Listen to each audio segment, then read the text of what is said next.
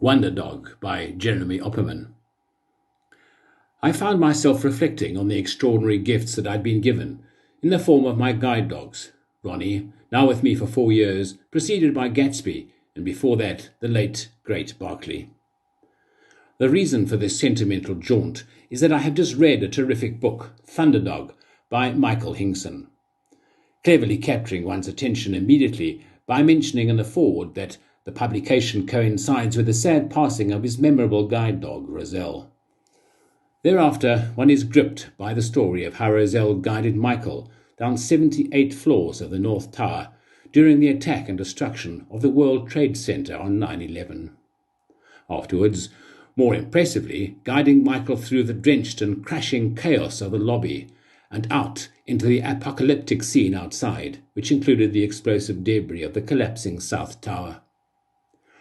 This is obviously a tough act to follow, and of course there can be no amount of training and preparation that can equip a dog, let alone anyone blind or not, to experience this. But I was reminded of one situation, obviously not vaguely comparable to Roselle's amazing feat, where I witnessed a guide dog's initiative and diligence. In truth, actually, we're guilty of being blasé about most of what they do, and take for granted what took months and months to perfect with training. However, what Barclay did that day in November 2013 was definitely above and beyond his training.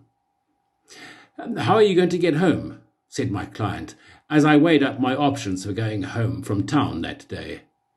Normally this wouldn't have been a problem, as I would have simply walked from Dorp Street to the station and caught a train home.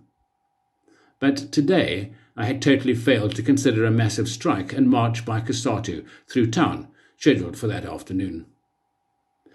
The marchers were now in St George's Mall, Wells Street and Lower Adley. Sadly, this one was turning violent, and we could hear the sounds of destruction from St George's Mall already. This meant that I would need to avoid the masses if I could. Marchers tend to walk in large bunches, so when there was a lull, I took off really fast, hugging the eastern side of Adley towards the station. I knew for certain that the station would be out of bounds, as I could hear chanting coming from that direction. So I thought I would be clever and turned right into Darling Street and walk a couple of 100 metres to a My City bus stop and hopefully catch My City to Salt River, where I could then catch a train. As I turned into Darling, I ran slap bang into a late arriving bunch of marchers, marching rapidly towards St George's Mall.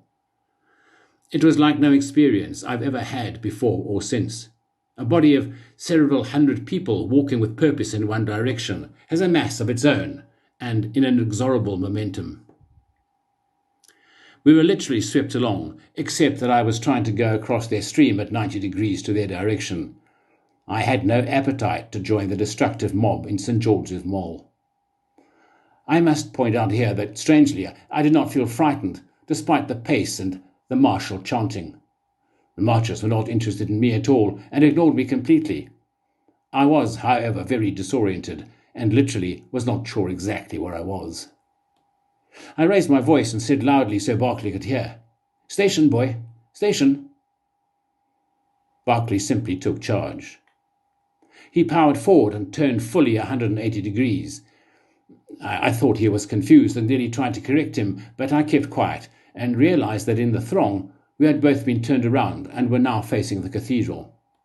Also, we were on the other side of Adley. Barclay turned us round and marched us through the now thinning crowd and headed towards the station. I was right.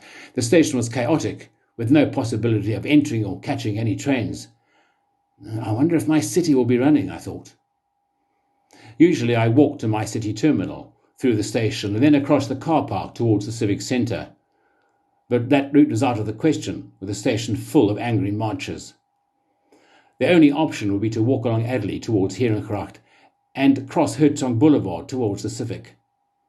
I hate this part of town, since it's very awkward with many busy roads to navigate, and the large Herengracht circle is very confusing for pedestrians if you're visually impaired. Barclay had certainly never done this route before, and yet he was clearly still in charge. I literally said nothing, trusting that he knew what he was doing. I have a very good sense of direction, so I knew where he was headed, more or less, but I was fascinated that he knew where I wanted to go. past the station building, past the travel agent and the KFC, over the road, past the Metrorail head office, over another road, past Standard Bank, and finally a very busy Herzog Boulevard. Crossing that was no problem, but I had no idea exactly where the My City terminal was from this direction. I needn't have worried.